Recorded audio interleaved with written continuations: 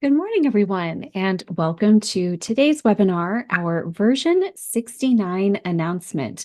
We are really excited to share all of the new features with you, but first, of course, our webinars wouldn't be complete without a little bit of housekeeping. So to start us off, all of your microphones are muted, and so we ask that you enter your questions in the Q&A and reserve the chat for things that you might want to discuss with other people on the webinar, or if you have just general comments to make. It helps us make sure that we can answer your questions more efficiently and make sure that you get the answers that you need. And a recording of this webinar will be on our YouTube channel, so you'll be able to go back and review all of the things that we discussed. And we do ask that you stay on topic. So we'll talk about some of the upcoming webinars that we'll be having, where we will give you the opportunity to ask more questions about deeper dives into the topics. So where's the recording going to be? Well, it'll be on our YouTube channel. You can find us by searching clubexpress.com on YouTube. We recommend that you hit that subscribe button if you haven't already. It lets you know when we release new webinars and tutorials to our channel. And speaking of some upcoming webinars, so today is going to be an overview of the features that have been included in the version 69 release. We are going to dive deep into many of the features that you're going to see today, especially our major enhancements over the next few weeks and months. We highly encourage you to go to our calendar, clubexpress.com/calendar, or you can just go to clubexpress.com and click the calendar button on the menu. Go ahead and register for those in advance so you can get them on your calendar and you don't forget about them. Gives you a chance to, again, dive deeper into the feature that you care the most about. And of course, if you are a current ClubExpress customer and you are really enjoying using ClubExpress, we would love to hear from you. So go to clubexpress.com/reviews and click on any one of the sites that you see there to leave us a review. This helps other potential ClubExpress customers determine if we're a good fit for them. So if you have a few minutes, we would love to hear from you. Now, to start us off, before we get rolling, I will address one of the biggest questions that we get in every one of our version releases so we can address it right off the bat. Many of the features that you see, all of the features that you see here are already loaded onto your site. Many of these have been deployed over the last 6 months, and you may have seen some of these on your site or stumbled across some of these new features in the last few months. So as far as, the question of how do I get the new version, you already have it. There's nothing that you need to do or download. All of these features are already on your website. So today we are going to be talking about the major enhancements that our dev team has worked on in version 69, including big changes to photos and photo albums, additions to additional charges. We'll talk about our small but mighty minor enhancements, including new reminders and new search filters to help admins work more efficiently. And then we will also highlight some of our favorite bugs that we've squashed this past version. So without further ado, my colleague Devin and I are going to be tag teaming today's version release. So I'm going to pass it off to Devin to go through our major enhancements that we've had in our version 69 release. Devin? Thank you, Sam. Yeah, as Sam mentioned, we broke these into kind of categorizations. I'm going to walk us through our what we're calling our major enhancements. So I'm going to switch over, and the first thing we'll take a look at is what we're calling our media module. I'm going to switch over to my screen share really quickly. All right, so we're looking at our demo club, the Northwest Balloon Club, right here. And our media module, what we mean when we say media module is the combination of both our photo storage and our photo albums. Those two kind of functions together are what we call our media module combined. We have changed the way both photo albums and the photo storage have worked. And so these improvements are our major update to our media module. The first place we'll go look is our photo albums. But before I go into the photo albums behind the scenes, the first major update to photo albums is the front end of it. Some of you who use photo albums may have noticed. If we go up to our member resources up here, we have our photo albums living right here for our members. So on the member side of photo albums, we have streamlined the look and feel of the photo album. So We have taken away sort of the kind of dated look that we had of like the stacked Polaroid pictures look. We've made it a little bit more modern with sleeker square images. And we've also updated the search functions for the module. Most of the information is all the same. The way you search is all the same. We've just made the buttons a little bit more clean. So the show all versus show newest albums options, you can just toggle between showing just the newest albums or showing all of the albums. And the same filter and search functions are still available to you. We've just hidden them so they stay a little bit cleaner if you don't want to view them. So just clicking on filter or search will reveal those options to you, and it makes it a lot easier to see. The actual photo albums themselves are unchanged, so you can still navigate through all your photo albums just the same way as you did before. You have the options to download and enlarge and share pictures and things like that. All the options are still the same. We've just kind of updated the look of looking through them. The other changes to our photo albums actually take place back behind the scenes. So I'm going to head over to the control panel. And if we go to our website modules in the website section, we can go to photo albums. And on the photo album manager page, we've added one extra option to the photo album options section. So if we go and click on photo album options, we have added a new section down here for photo options. And so now when people are creating a photo or an album on the website, we can have the option to require a title or an author for a photo. So the author would be for photo albums or photos, and the title would be for individual photos. The one that I'm the most excited about is definitely require title. A lot of users who take a lot of pictures with an iPhone or an Android phone know that when you take that picture and put it on your computer, the picture's name is often something like IMG underscore, 1258. It doesn't really make sense for, understanding what it is a picture of. And so requiring a title will help people to remember to actually kind of caption that photo. It'll make sure that they put in, hey, this is a picture of Greg and I at the, club cookout. And it can, kind of really make sure that, pictures are titled and organized more efficiently. So we can go ahead and we can turn on the option to require those. There is always the option to enter a title and author. This just would make it so that the members are required to fill that in if we save that. Additionally, we have a few other changes to the way the photos work. Many of you are probably familiar with browsing the photos up here in this photos option. This is an admin only function where we can go look at all the photos that have been uploaded onto our website.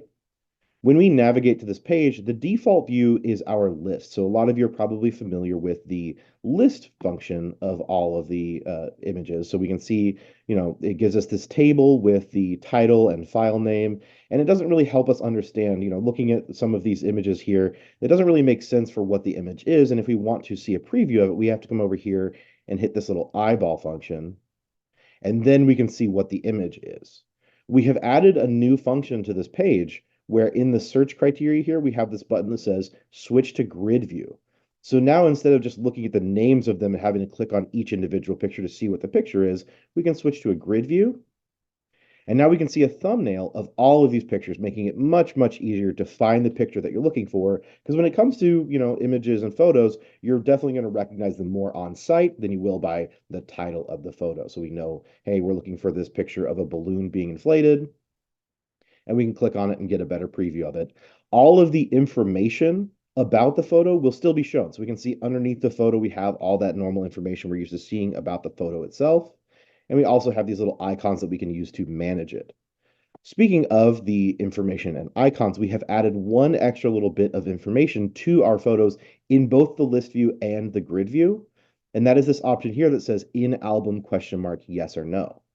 So in the grid view, we would see it at the bottom of the list of the information. And in the list view, if we go back to that option, we see a new column here that says in album with a check mark or an X. So if you're, someone who likes to keep the photos on your website nice and clean, you have the option to come in here. And if you're looking to remove some of the photos or you want to get rid of a certain photo, you have this little X here letting you know this is not being currently used in any photo albums at all. And so it's probably safer to delete. All right. So that's the changes that we've made to our media module. The next major update is our additional charges module. So if we go over to our control panel and we switch over to the people tab, Down in the setup section, we have additional charges. Some of you may not have played with additional charges before, and a lot of organizations probably have. Additional charges can be any charge applied to your members when they are signing up or renewing, or when you're creating a miscellaneous charge. Most organizations will use additional charges for things like offering add-ons to their membership purchases so they can add a hat or a t-shirt or an application fee. Those can be optional or required. Many organizations for years have used additional charges to present members with the option to make an additional donation when they are joining or renewing. The problem with using an additional charge for that is that it does not tie into our built-in donations module. So if we take a quick trip back to the control panel, over in the money section, we have a whole donations module with funds and ways to collect funds from your members so that people are able to donate, but there's not a way for donations to be collected when a member is joining. They have to join or renew and then go through the process of submitting a donation separately. That is a barrier we wanted to remove. So now whenever we're going over to the people section and we're creating an additional charge, we have altered this screen just a little bit. So when you are adding a charge to your website, if you title it, optional donation, there is an extra little setting near the bottom down here that says, is this a donation?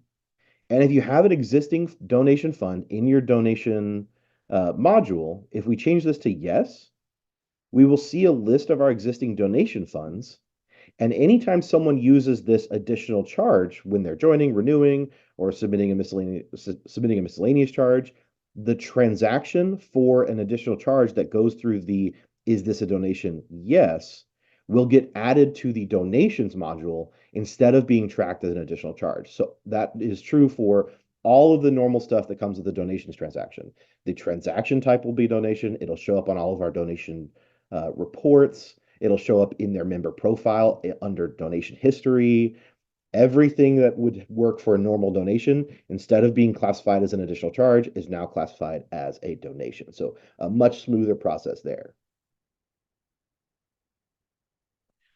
Our next major improvement is the link tracking option. So now this is something people have been asking for a long, long time, and we are finally able to offer it as an option when you are creating links. So something we get asked a lot when people are emailing out links or putting links on their homepages, they ask, how can I tell how many times this link is getting used? Or how can I tell how much traffic is getting put through this link? We have updated the website. So now if we were to go, say, send an email out with a link, so I'm going to go create an email really quickly. I'm just going to add a new emailing. I'm going to skip over my basic info and my distribution list for now. What I really want to get to is just adding a link to this email. So if I'm going to add a link to the body of this email, one of the options for adding a link is to drag a link button over. I could also insert a link in one of my text boxes, but for now, I'm just going to use this link button option. And when I go to edit this link, those of you who have been using ClubExpress for a while are probably familiar with this pop-up. This is the build a link pop-up. And whenever you're building a link, it asks you to fill in kind of two different questions. Where is this link going? So for this link, I'm going to say we're going to point it to one of our built-in modules. We'll say we're going to put a link to our blogs. So we want to share a link to our blogs. And then it's going to ask us the link properties. What is this link looking like? And so we will say we'll make it a button, and the button says blogs. And so all of this is probably fairly familiar to most of you, but now there's an additional option that says track link clicks. If we check this button, we also have this little field where we can name the link if we would like to. We can say blogs, and we'll call it blogs tracking link. When we save a link, the moment we save it with this track links clicked checked, we can save this option. And now we have this little link here. Now that this link has been created, even though I haven't sent the email yet, it's already got the code in it to track the clicks. So let's go ahead and save and close this page.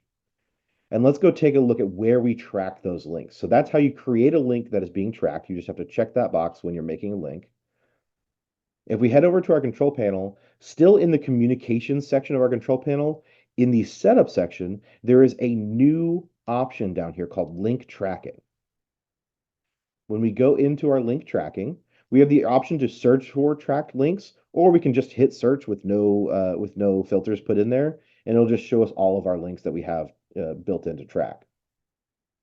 We can look at the list right here. We can see there's that link I just made, blogs tracking link.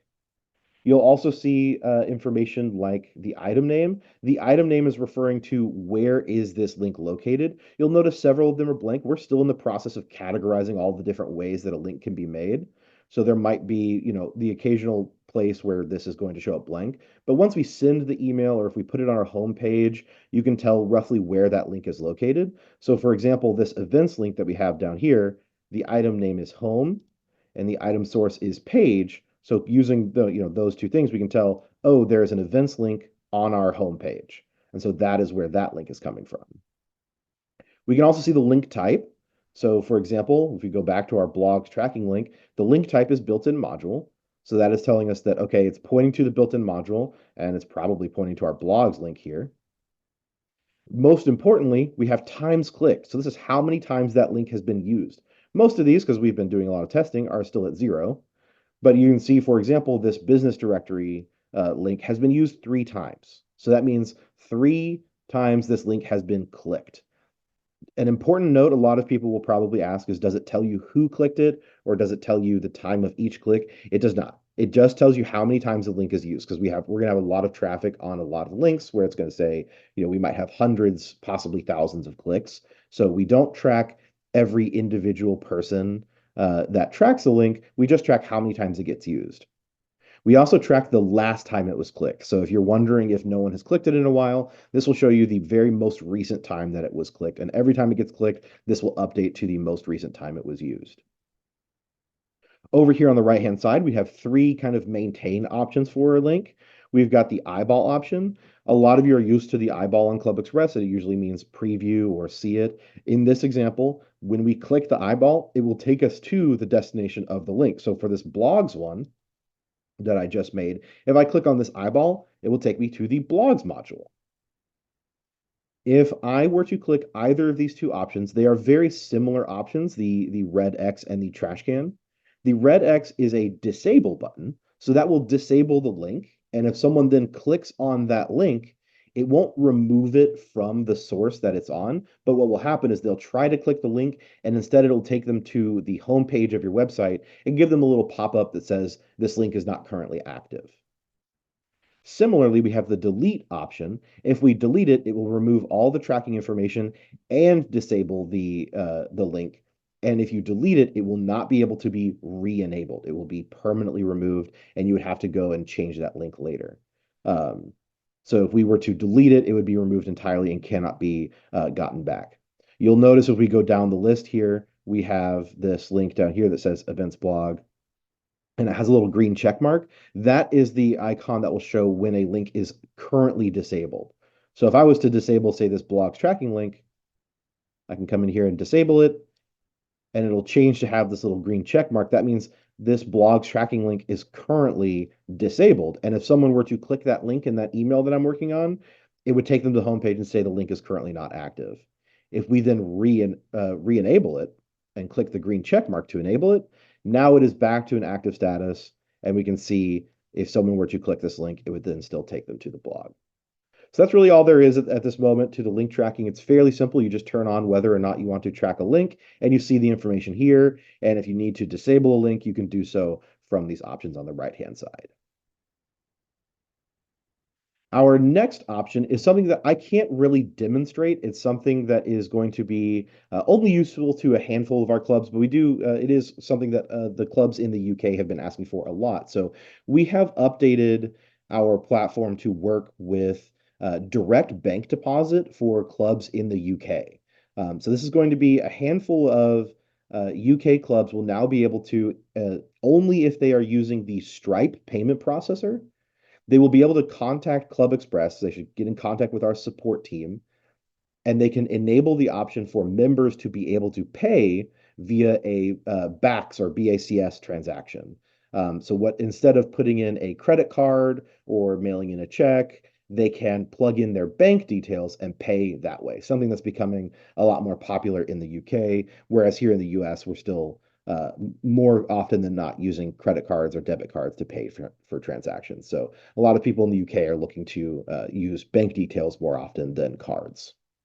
So if you're interested in that, get in contact with uh, our Support team, I will reiterate, this only works for UK clubs. And even then, it only works for members in the UK. So if you are a member of a UK club living in Canada, that would not work. You would have to be a resident of the UK for that to function. All right, our next major enhancement is our e-learning module. So our e-learning module is an add-on module. We have ClubExpress has a lot of modules that don't come standard. This is one of those modules where if you are interested in additional e-learning courses for your members, you can enable this module by contacting our support team, and they can turn it on for you. And there's an added fee. I forgot to take a note on how much the fee is for the e-learning module, but we'll have that for information when we edit this video. Um, in the e-learning module, we have updated it to be a little bit more modern, and we've also added some features that people have been asking for a long time. So the e-learning module, if your club has it enabled, you're going to find it in the club tab. This may be the organization or association tab. Just keep in mind it's the tab between the money and communications section. So if we go over to the club section, we will find e-learning under website modules here. And this is where we'll find that option. So we'll find e-learning here. If we want to take a look at the front end of it, we can switch to view mode briefly to see the member side of it. The first big change is that we have updated the look and feel of the e-learning module. It used to be just a row of information, more like a table. Now we have added the kind of new aesthetic option that we're trying to update to, which is these cards view, which gives a much friendlier view for members looking at different courses. The course information that you see is the same as compared to the other list view option. You can see all the courses that you're currently enrolled in. You can see all the course materials like videos and quizzes and printout documents. You can also see the certificates that you've earned for that course. So that's the first change that we've made. The other changes are going to be behind the scenes. So if we go back to our control panel, and if we take a look at the e-learning module on the management page, so if we go to e-learning administration, we've made a handful of changes. The first change, if we go here and search for our courses, there is a new icon in the row of icons that we see from left to right here. We see this new PDF icon. It kind of has that PDF symbol that you're used to. This is now an option to add documents to your courses. So previously, it was just the option to have videos that people would watch, and then they would take quizzes about those videos. Now you can upload documentation. So if you have, homework or cheat sheets or informational printouts, any of those documents can be added to the course. And when someone signs up and enrolls in that course, they get access to that documentation. And it's a pretty simple document upload. You just come to this page, you would hit add document, and there's an option to give the document a title and plug in the document from your computer. You can optionally add a description or an author of the document if you'd like, but those aren't required. Additionally, in e-learning, we've added the option to create your own certificates. So those of you who have been using the e-learning module for a while are probably familiar with having to upload an image, and ClubExpress kind of in a standard way puts the name and date that it was received in the middle of that image. So you have to kind of edit your image to fit the ClubExpress shape. We have now created a really cool new option for editing a certificate. So we have this button up here in the top middle that says certificate.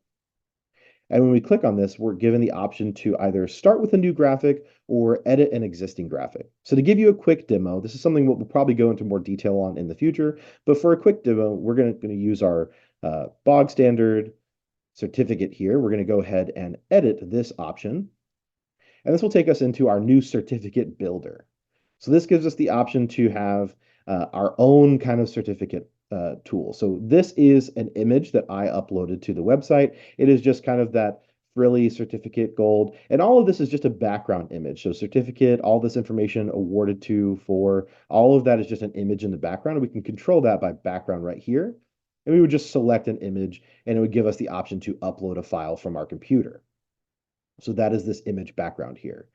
And then you'll notice that in the dotted lines over here, we've got things like the name and the date. So we can add information. Right now, the types of information we can add. Oh, we gotta come over here to elements.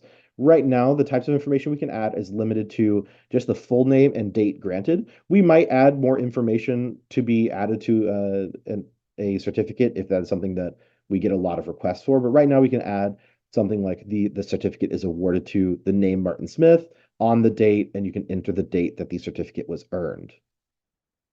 All of that information is automatically generated whenever the certificate is earned. The name and date can also be edited. So when we click on one of those, it opens up our element properties box over here. We can control the position of the name. If we wanted to move the name around, we can also just grab this little dotted line section over here and move the name around it. So if we wanted the name to be over in the bottom right, we can just drag it. If we wanted it to be, on the left side, we can move it around our image to make it fit our certificate. That is very different from the way certificates used to work. It used to just put the name and date right in the middle without an option to move them around. You also have the option to edit the text style. So we can come over here to style and we can change the color, we can change the font, we get our normal ClubExpress color selector, we can change the font to red, we can change the font that we're using. We can also change things like text size, styles. We can force it to be all capitals if we wanted to. There's a lot of things we can do. And this is something that if you have the e-learning module, it's a great place to come and play around with to learn it a little bit more. And like we said, we will be covering this in a little bit more depth in a future webinar. The last thing for e-learning that I want to show off is that we've added a new way to access e-learning. Previously, if you wanted your members or users to access e-learning, they had to do so from the menu or from a direct link. We have now added an option in the member profile. So if we come up here to Martin Smith's profile by clicking on his name up here, in the Your Website Functions option, we have now added e-learning here, and this will just take you to the list of courses that you're currently enrolled in. And so this takes us right back to that page that we were looking at a few minutes ago. We can now access this from our member profile, and you can see the courses that you've passed. You can see your video materials, your certificates, all of that same stuff is right here. And if you want to download your certificates, you just click on it and it'll download to your computer. All right. Lastly, before I hand it back over to Sam, we have one more option. This is another one, kind of like the direct bank deposit. This is a hard one for us to demonstrate because it requires a website with payment processing. So if I head over to our control panel, a lot of us are used to the member types option. It's a core function of ClubExpress is having our members fulfill some sort of member type requirement. If we come down to member types, we've added a new function for member types when we go to edit a member type. We have added a new renewal option. So right now on this website, I can't see it. So I'm going to switch over to a slide where I took a screenshot of it from a live site. So you should be seeing this slide now. These are the renewal options available to organizations that have the automatic renewal option turned on. So previously, we've always had the use default settings. That setting means that members have to log into the website and renew themselves. We also have the option for members to be automatically renewed, and that means, a set number of days before they expire, their membership will be renewed. It is still on them if there's a payment that they must log into the website and submit that payment. There is also an option for automatic renewals with payment, meaning members are automatically renewed and payment is automatically charged to a card that is entered. And there's also automatic renewal with payment is optional, which means it kind of fulfills both of these roles. They will be automatically renewed, but they don't have to enter a credit card if they don't want to. They can still log into the website. Well, we've added one more option that is also a combination. This is the automatic renewal or optional, sorry, I always do that, optional automatic renewal and payment. This means when someone is signing up for the website, they can choose between whether they want to be automatically renewed or not. So this is kind of a combination of both the default settings, meaning they renew themselves, and in combo with the automatic renewal and payment is required. So if they choose to be automatically renewed, then it will give them the option to enter a bit of payment information. And when the time comes for them to be renewed, it will automatically process their renewal and their payment. So what that will look like for them, we go to our next slide here. When someone is signing up for membership, if they choose the optional automatic renewal, they will get this option here that says, do you want this membership to be auto renewed and paid using a saved credit card? If they do not check this box, then they will be treated as a member with the default settings. So that means when it comes time for them to renew, they would just log into the website, renew as normal, pay as normal. If they check this box, then as they continue their membership sign up, then they will be asked to plug in payment details. And then from that point on, they will be automatically renewed and payment will be automatically pulled from that listed credit card. All right, that is the last of the major enhancements I have. I'll pass it back to Sam for our not so minor enhancements and our bug fixes. Thank you, Devin. Let me go ahead and switch a couple of gears here. All right, so just to recap what we are going to be talking about, we are talking about our minor enhancements. So these are small fixes that are sprinkled across your site that hopefully make your lives just a smidge easier. And for that, I'm going to pop into our demo club and switch gears just another minute here. All right, I'm currently on the same demo site that Devin was sharing with us, our Northwest Balloon Club, and I'm signed in as Martin Smith because most of the features that I'm going to be talking about are really administrative features. So admins and coordinators, we're talking about you.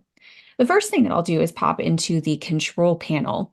So right at the top of your control panel, you may be used to seeing a membership count, and we've added a couple of new data points so you can now see active memberships and active members. So if you have a lot of group memberships, you'll see a difference in numbers there. So we have 34 memberships, and many of those are group memberships, and our active member count is higher. If you don't see that membership count above your control panel, it's because your website is not displaying instruction text. That is a setting that you would configure in your website look and feel settings and your website template. So if you have questions about maybe why your instruction text is turned off, definitely contact your website administrator to talk about that. It's an aesthetic choice. Many organizations turn it off, and it turns it off for everyone, including administrators and website visitors. So if you don't see that, that's where that's hiding. In addition, a couple of other items that we've added for just extra data as you're browsing your site. I'm going to pop into our People Manager and take a look at a couple of different member profiles. So one of the items that we added into the member profile is the last login date in the member's membership summary. Now, if you have members who have never logged into your site, or you've maybe added a few new members and they just haven't gotten around to signing in yet, their last login date is going to be NA. But if we take a look at another member who signed in just a little more recently and we take a look at their profile, we can see that their last login date was February 20th. Now, if any member visits their profile, they can also see their last login date, but of course, it's just going to be that day's date since they've just logged in. In addition to that last login date, there are a couple of other little items to help you maybe get to know the members in your organization just a little bit more and make things easier. Anytime you see this location link or quick contact link with your members, you'll see this in a few different areas across your site. When you click that, you're used to seeing that quick contact pop up with their address, maybe their email address if they've entered it, a phone number. In this case, now when you see their address, you'll also see a Google Maps link. Clicking that will open up that member's address in Google Maps. So if you're looking to navigate quickly to that address, you can go ahead and grab your directions right from that screen. Another item that we've added recently concerns member attachments. This is kind of an exciting one, and we talked a little bit about this particular enhancement a few months ago.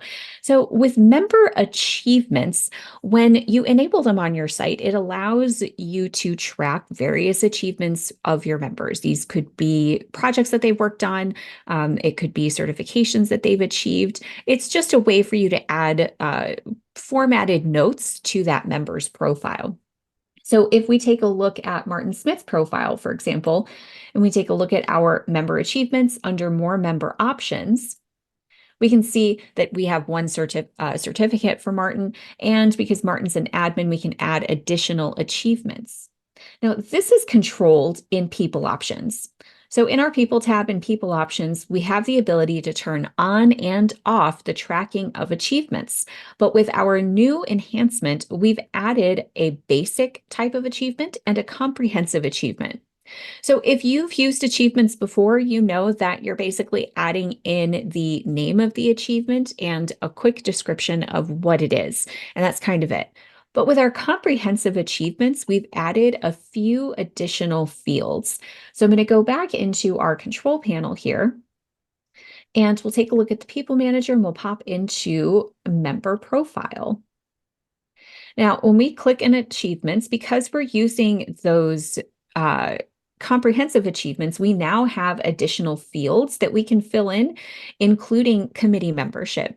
So this is what's included in those comprehensive achievements. We can list their committee membership and add a title and choose their term date. So if they've previously served on a committee, you can add that into their list of achievements. Or if they've served on any other committee that you'd like to list and add a title outside of your organization, you can do that too.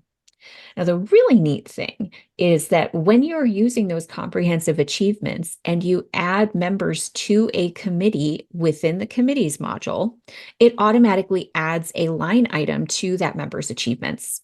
So to demonstrate that, we'll go back into our control panel and we'll quickly add another member to a committee. So I'm going to search for my committees. And in my safety committee, I'm going to take a look at my members and I'm going to add one last member here. I'm going to choose her from my list. So now we have one last member that's filled up that last seat. So if I go back into my control panel and I take a look at the record for Carol Carter, I should see that we have an additional, let me go ahead and find her. We have an additional line item in her achievements. And there we go. Now, an extra little nugget about those line items getting added to those member achievements.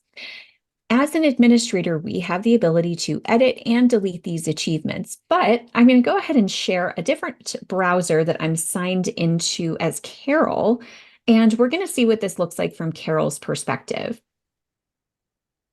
And I may have to log in here one more time, but we'll see if we can give it a shot. Oh, perfect. So when I view Carol's profile as Carol, I can click on my achievements and I see all of the achievements that have been added for me. So all of those additional committees that I have been added to, we didn't add any start or end dates for those committees. She's still sitting on them, but you can also see that Carol cannot edit her achievements. So those achievements are read-only for members. They're just a way for administrators to track that additional information and those additional contributions by their members.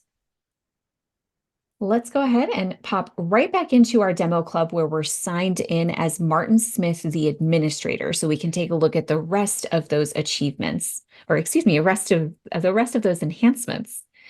So we'll pop back into our control panel. Let's take a look at some of the new filters that we've added to our search functions. The first that I want to talk about is in the standard member directory. So in the member directory, you have the option to control how the directory functions for your members, what they can search by, what information they can show.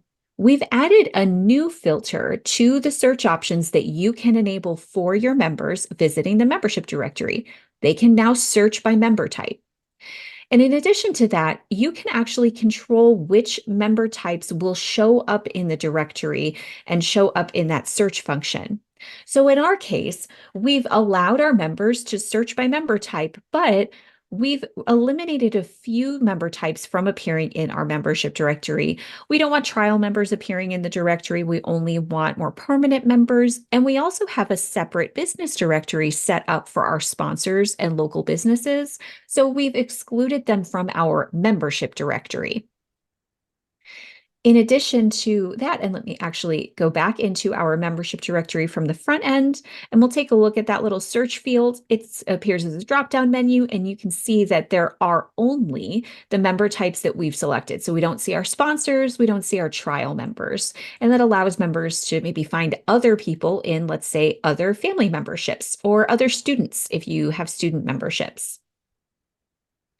Another new search filter, and this one has been around for a little bit, so you may have actually seen this already. I'm looking at you treasurers. We're popping into our transaction search. So all of your normal search filters and criteria is still there, but we have added a transaction type search filter. So this is a drop-down menu showing you all of the different transaction types that you are used to seeing across your site on reports, anywhere else. So all of those transaction types can now allow you to filter your search so you can find that item that you'd like to mark as paid a little more quickly. We go ahead and search for event registrations. We can see anyone who may have signed up for an event and quickly apply that payment there. Now, speaking of data and filters, another item that we've added to our version this particular pass would be an enhancement to some of the data and ad hoc reporting. Now, ad hoc reporting is another extra cost feature. If you're interested in what that might be, we have a lot of tutorials and webinars covering ad hoc reporting, and we will certainly have more in the future. You can always check the pricing information on clubexpress.com/pricing to get up-to-date pricing information. Ad hoc reporting is also one of the only extra cost features that we allow you to test as a trial before you commit to buying it. So I'm going to pop into ad hoc reporting, which just allows us to create more bespoke and customized reports using live data from our site. And one of the additional data filters that we added recently was to be able to show attachments that members have paired with their registration for events. Now, if you have attended any of our webinars in the last few months, you know that one of the recent enhancements that we've had in the last year has been to pair or connect member attachments with event categories. So this is really useful for organizations who might require seeing a license or certificate or type of insurance before members are able to attend an event or in order for those members to attend an event. So in that case, maybe instead of going back to their membership profile every single time you want to check to see if they have their license, you've paired that or connected that with an event category on your site. Every time the member registers for an event in that category, we include a quick link to their attachments, their related attachments in their profile. And we definitely have a webinar covering this topic, so we highly encourage you to go back and view that on our YouTube channel. But for today, we'll talk about the data filters that we've added so that you can quickly see anyone's attachments and whether or not they've been included with their profile. So under events, one of the new data sets that we have would be registrant attachments. Now I've added an event ID filter to just show one particular event that I'm concerned about with the attachments. And I have all of my registrant names here, their attachment title. The one field that I didn't add is an attachment expiration date. I added the upload date. You might want to add the expiration date to your report if you are getting ready to host an event where members need active licenses to attend it, and you want to make sure that no one's license is going to expire, a week before your event. And let's go ahead and stop this report and just take a quick look at what that report looks like without any of that data filled in. You can see all of my additional attachment fields here. And one final note about ad hoc reporting data fields is that we constantly add new fields to the ad hoc reporting module. So if there are fields of data on your site that you'd like to see added in as options in ad hoc reporting, let our support team know, and our dev team does work on those so that you have access to all of your website data and can really create more robust reports.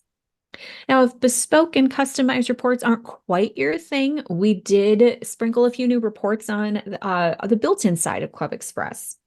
So we have added in our People tab, People Reports, an additional report in Membership Info. Towards the bottom of the list, you'll see a brand new report, Members by Membership Duration. This is your opportunity to take a look at how your membership cycles are running, how many people in your organization are going through continuous membership, meaning they're renewing year after year without any lapses in their membership cycles. So I'm going to view active members and all member types, and we'll just open this report up in a new tab in my browser. Now, we're on a test site, so our report is going to show not a lot of continuity here. But what you are seeing are zeros. That means that that member has not had more than one continuous membership cycle. Now, when you take a look at reports on your own site, you might see ones, twos, threes, that means that that member has had two membership cycles or is in their third membership cycle. And keep in mind that those durations are not years, right? So many of you may have membership types where the duration is 6 months or 18 months. So that cycle is going to be different for everybody, and your numbers may look a little bit different, even within your membership types. So we may have a sponsor membership type that is only a 6 month duration versus a family membership type that might be a 2 year duration. Another new report that we've added would be in our events module. So if we drill down into our website tab and our events module, remember that many modules have built-in reports as well. And we drill into a specific event. I'll go ahead and find my event that I've been using. When we go into our report section, an additional report that we've added are registrant and emergency contact details. And this is just a very quick limited report that just shows registrant information and their emergency contact details. Nothing additional, nothing about questions that they've answered, attachments that they've uploaded, anything like that. Just quick emergency contact details for those of you who need those on the road for cycling trips or anything else. And the last small but mighty enhancement that we've added kind of piggybacks on some of the information that Devin handed out about our new and updated sort of renewal options. So we all know that we have the ability to edit our renewal notices, that we can change when those are going out. We can even configure our last notice to go out after expiration by making that a negative number and going out 10 days after expiration. Now, for those of you who are utilizing auto renewal notices, auto renewal. For any auto renewals that are enabled per member type, you can choose if you'd like to send a renewal notice. Now, keep in mind that auto renewed memberships do get an email when their membership renews. This notice is allowing administrators to notify those members that their membership is about to renew. So we can send a renewal notice 10 days before actual renewal. So week and a half or so before that member's membership is going to renew, they just get a quick heads up that lets them know that that's about to happen. So that could be really useful, especially for auto charges and things like that, letting your members know well in advance that they have that kind of thing coming up. And now we've talked about our minor enhancements, but what about all of our bug fixes? So in the last 6 months, our last version release was in August of 2023. Our dev team has worked tirelessly and they squashed over 300 bugs across the system. This is just a sampling of some of our favorites. Within the event calendar alone, our team squashed over 90 bugs. We are incredibly grateful and proud of our team. We are so excited that they were able to accomplish this for everyone. So these are just some of the highlights. We highly, highly encourage you to go back to our release notes. We linked to those in our announcement email and peruse the list to just see how many things we've solved, any issues that you may have been having that you might see pop up on that list of being solved. That's always a great feeling. So just to highlight some of the few issues, multi-activity event times weren't changing within multi-activity events. There were some issues with widgets not displaying property, particularly the event calendar widget if you were using card view, and the accordion widget on custom pages in your home page. If you were trying to reset the width, it wasn't always resetting. There were also some rounding errors and tax errors in events in the storefront that we squished and solved. In the storefront, administrators weren't always getting the option to select another member for that purchase. And we have a bunch of miscellaneous bugs tackling, a lot of very important issues across the site. So Even with our minor enhancements, we didn't have time to discuss all of them today. So we again highly encourage you to go back and review the release notes to see if there's another feature in there that you'd like to explore. And to say again, we do have webinars upcoming on all of our topics. I think that I may have not remembered to mention that we do have webinars covering donations and additional charges that we've already hosted. These cover the new changes to the website. So you kind of get a little preview there. And if you're interested in covering that topic, we encourage you to visit our YouTube channel. All right. So I'm going to go ahead and in case we have some questions, I'm going to go back into our demo site. And Devin, how have we been doing on questions? We're doing really well on questions. We don't have a lot that is missing. We put a few answers to a few of them. We had a couple of questions that were pretty quick answers. One person did have a pretty interesting question about why we would add the option to disable links entirely. There's a lot of odd use cases for that. It definitely is something that, 9 times out of 10, you're definitely going to want to leave your links active all the time. But there are cases where someone might want to turn a link off if an event has passed and you don't want people to get to the old event anymore, or something like that, or if you're sending out a limited time link. So one use case that I've seen people ask for is they want to add some exclusivity to a link they're sending in an email. And so you can say, hey, for the first 10 days, we're going to include this link to something. And then you can turn that link off 10 days later. Obviously, once an email is sent out, there's not a way to go and edit that email to remove it because it's already been sent. So you could now disable that link in an email from your website without having to, just manually change the page or something like that. But otherwise, I think most of our questions are mostly taken care of. All right. Well, we were a very efficient group today. I guess we will give it a few more seconds while we kind of drag out our spiel. We do have a bunch of webinars coming up on our calendar, so we highly encourage you to take a look at that and pre-register for those. If you have any really specific questions that you'd like to have addressed, be sure to pop into those. And yes, we will have a webinar on renewals. We'll actually be covering all of our renewal options to give those of us who might need it a quick refresh, and we will also throw in our new features. So in many of the upcoming webinars, you will see that. You'll see us give a quick refresh on some of the things that many of our more seasoned customers will already be familiar with, excuse me, and we'll also touch on those new features. Alrighty. And without further ado, we'll go ahead and end this off today and give everyone a few minutes of their time. We thank everyone for their time today. Go ahead and visit our calendar for upcoming webinars, and we'll see you in a few weeks. Bye, everyone.